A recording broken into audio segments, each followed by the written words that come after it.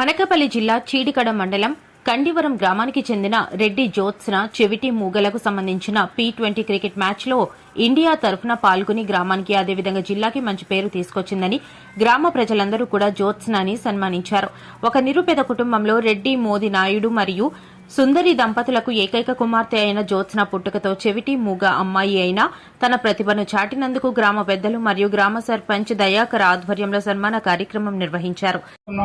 ఇక్కడ ఏం జరుగుతుంది, మన మాటల్లో మన పెదవుల తాలూకా మూవింగ్ దీన్ని పెట్టి కూడా వాళ్ళు అర్థం చేసుకుంటారు. మనం చెప్పలేకపోవచ్చు కానీ ఇక్కడ విషయాలన్నీ వాళ్ళకి. విజయవాడలో జాయిన్ చేసాము.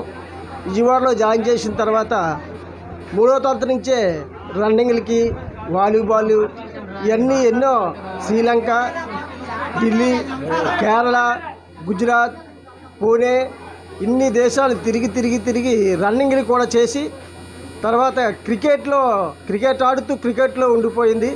క్రికెట్లో ఆడుతూ తెలంగాణ టీం నుంచి కెప్టెన్గా 3 సంవత్సరాలు మన ఆంధ్రప్రదేశ్ టీం లేనప్పుడు మన తెలంగాణ టీం నుంచి తీసుకున్నారు. తెలంగాణ టీం నుంచి 2021 నుంచి 2023 వరకు కెప్టెన్గా వెళ్ళింది.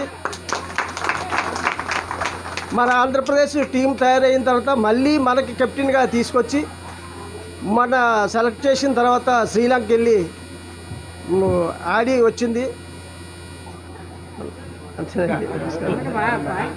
అందరూ చేసినందుకు మీ అందరికీ ధన్యవాదాలు. కండివరం గ్రామానికి పేరు తెచ్చిన రెడ్డి జ్యోత్స్న దేశానికే కాదు రాష్ట్రానికే కాదు ఎంతో గర్వకారణం. మా గ్రామం కండివరం అగ్రహారానికి ఎంతో పేరు తెచ్చిన జ్యోత్స్నకి అభినందనీయం.